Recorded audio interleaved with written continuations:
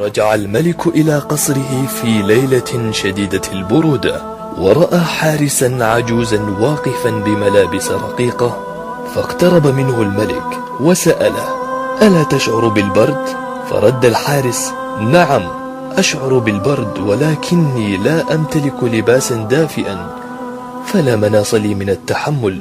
فقال له الملك: سأدخل القصر الآن وأطلب من أحد خدمي أن يأتيك بلباس دافئ. فرح الحارس بوعد الملك، ولكن ما أن دخل الملك قصره حتى نسي وعده مع الحارس.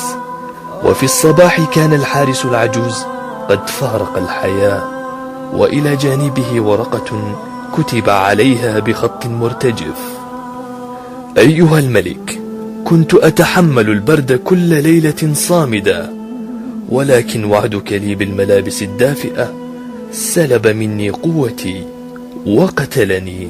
وعودك للآخرين قد تعني لهم أكثر مما تتصور، فلا تخلف وعدا، فأنت لا تدري ما تهدم بذلك. قدمت هذه المادة لقناة أبو البراء العلواني على اليوتيوب. لا تنسوا الإعجاب والاشتراك بالقناة، والسلام عليكم.